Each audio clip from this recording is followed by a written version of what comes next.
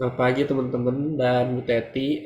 Izin kami dari kelompok 2 akan mempresentasikan tentang hak kepemilikan di berbagai negara. Berikut adalah tim kami. Lalu garis besar presentasi kami ada gambaran umum, studi kasus dan kesimpulan. Yang pertama ada gambaran umum tentang planning right terlebih dahulu. Jadi planning right atau hak perencanaan adalah klaim yang dibuat oleh bermacam individu atau institusi atas pengembangan dan penggunaan lahan ataupun properti. Lalu selanjutnya, kaitan planning dengan private rights, di mana kepemilikan penuh atas semua sumber daya yang terlibat dalam produksi merupakan prasyarat perencanaan. Dengan kata lain, agar seseorang dapat menggunakan planning power, dia harus memiliki sumber daya yang bersangkutan.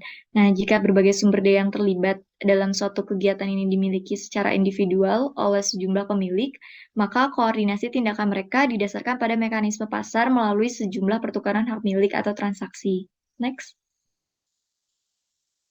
Lalu selanjutnya dengan kaitannya dengan public rights, di mana masalah ini akan menjadi lebih kompleks gitu jika sumber daya dimiliki bersama oleh beberapa atau banyak individu, yaitu dalam kepemilikan publik. Nah, pemilik bersama harus mengalokasikan hak untuk menggunakan dan mengelola sumber daya bersama. Dengan demikian, setiap penggunaan sumber daya bersama membutuhkan regulasi. Next. Oke, lanjut ke studi kasus. Yang pertama di Australia. Untuk planning sendiri, levelnya ada di local government, dan setiap negara bagian di Australia memiliki rezim yang berbeda untuk pengaturan dan birokratisasi tanah. Dan ini adalah bagian hukum yang sebagian besar berbasis undang-undang, tetapi masih dapat dipengaruhi oleh hukum umum dan prinsip-prinsip yang berasal dari Inggris Raya. Next.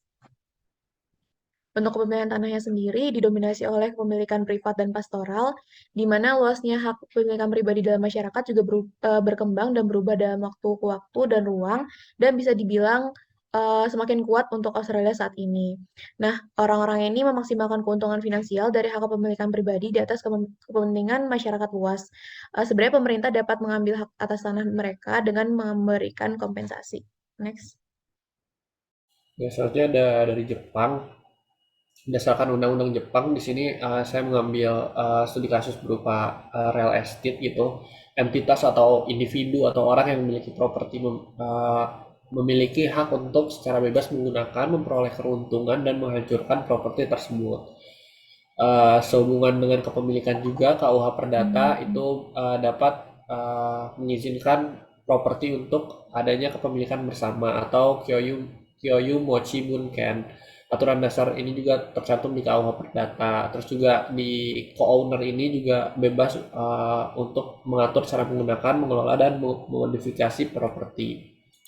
Lalu ada beberapa jenis hak, itu ada dua yang umumnya itu hak sewa dan supervisi dari pemilik eh, tanah ini dan bangunan ini. Kepemilikan tanah dan bangunan di atasnya juga terpisah. Selanjutnya, studi kasus di China, di mana dalam konstitusinya ini dengan jelas memberikan perlindungan terhadap kepemilikan pribadi, namun mungkin tidak memberikan perlindungan yang sama seperti public goods. Lalu mengacu pada undang-undang kepemilikannya, disebutkan bahwa properti milik negara itu diantaranya seperti sumber daya mineral, perairan, sumber daya alam, dan juga seluruh infrastruktur, gitu, kecuali jika itu milik kolektif. Nah, yang menjadi salah satu poin menarik pada studi kasus ini adalah bahwa lahan di perkotaan ini di perkotaannya adalah milik negara, sedangkan lahan di daerah perdesaan dan pinggiran kotanya dimiliki negara atau dimiliki oleh kolektif. Next. Lalu meskipun individu tidak dapat memiliki tanah secara pribadi, namun mereka dapat memperoleh hak guna lahan dengan dua opsi berikut, ada curang dan huabo. Nah, namun individu ini juga dapat memiliki rumah atau apartemen secara privat, tetapi tidak dengan lahan tempat rumah atau apartemen tersebut berada. Sistem perencanaan Belanda dikenal luas dengan pendekatan terintegrasi yang komprehensif. Ide perencanaan ini disebut sebagai pendekatan teokratis. Tipikal pendekatan ini adalah tanggung jawab besar otoritas lokal dan kebijakan pertanahan aktif mereka. Dengan kebijakan pertanahan aktif ini, pemerintah kota membeli tanah, menyiapkannya untuk keperluan bangunan, dan menjualnya kembali ke sektor swasta.